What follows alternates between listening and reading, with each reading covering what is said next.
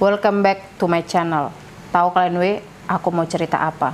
Sebelumnya kita sudah membahas berbagai macam jenis-jenis hantu yang ada di Tanah Batak. Hampir semua suku di Indonesia ini punya nama hantu. Seperti yang sudah saya katakan yang kemarin, bahkan tiap daerah Indonesia punya kisah mistis dan hantu lokal masing-masing. Sebut saja Nyi Roro Kidul yang berasal dari daerah Parangtritis, Yogyakarta, dan Leak ada di tanah Bali. Dipercaya sebagai hantu yang paling menyeramkan. Kalau kita melihat ke Pulau Sumatera, tepatnya Sumatera Utara, Begu Ganjang masuk ke dalam daftar hantu lokal yang menyeramkan.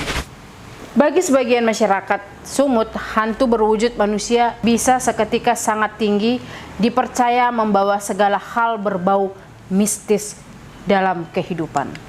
Konon katanya, Begu Ganjang memiliki berbagai jenis seperti sambaon, solobean, serta silat. Tetapi dari berbagai tipe tersebut, Begu Ganjang adalah yang sangat ditakuti. Jadi mungkin Begu Ganjang ini punya saudara kali ya.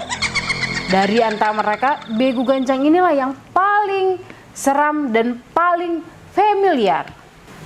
Kalian mau tahu nggak ciri-ciri Begu Ganjang? Ini menurut kata orang ya, karena aku nggak pernah sih lihat langsung Begu Ganjang itu, dan nggak pernah berharap untuk bisa ketemu langsung sama dia. Sebagai masyarakat awam yang mempercayai adanya Begu Ganjang yang mengisahkan sosok sebagai makhluk tinggi, semakin dilihat semakin tinggi dan dapat mencekik orang yang melihatnya. Waktu aku masih kecil, kita sering cerita sama kawan-kawan. Katanya, Begu Ganjang itu nggak tinggi kalau kita nggak lihat ke atas. Jadi kayak mata lah patokannya. Kalau mata dan leher mengarah ke bawah, dia kecil. Tapi kalau leher dan mata kita melihat ke atas, dia bisa mencekik. Ada yang menyebut Begu Ganjang sebagai sosok berambut panjang dan suka berdiam di pucuk-pucuk pohon yang tinggi. Ada juga yang mengatakan Begu Ganjang kurus dan rambut panjang serta mata yang menyeramkan. Jika dia itu ada karena memanggilnya atau melakukan ritual yang mungkin kayak pesugihan.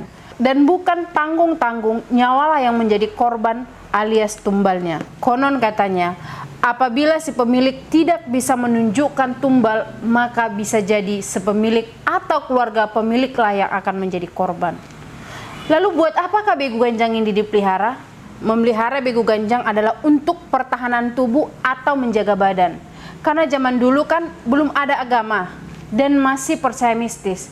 Jadi begitulah cara menjaga badan agar tidak diganggu oleh musuh.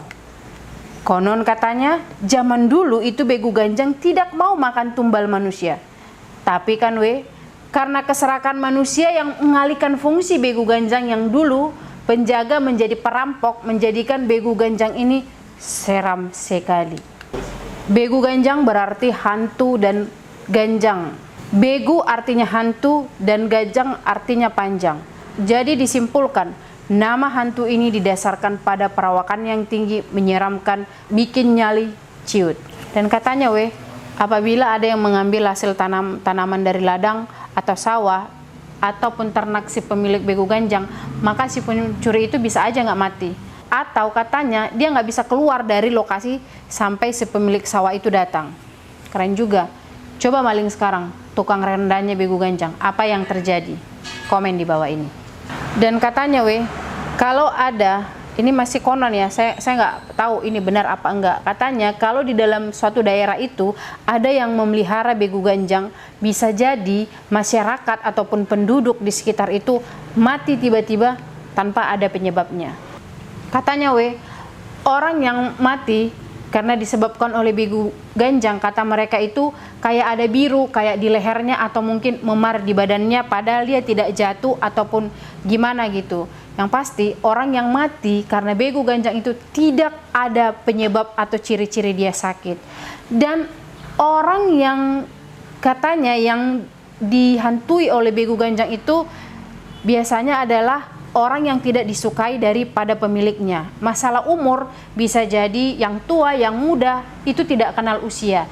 Siapapun yang diperintahkan oleh pemilik dari si begu ganjang itu, maka si begu ganjang akan langsung menyikat orang yang menjadi tunjukan dari si pemilik begu ganjang. Jadi itulah cerita tentang begu ganjang yang menurut saya mulai dari saya kecil sampai sekarang ini juga itu menjadi sebuah mitos. Yang pasti ketika saya kecil, kalau diceritakan begu ganjang itu adalah hantu yang paling menyeramkan di tempat kami. Soal kepercayaan, kita percaya atau tidak itu tergantung sama kita. Namanya juga hantu, bisa dipercaya atau tidak, dan itu juga adalah sebagian dari mitos suku Batak. Sekian dan terima kasih.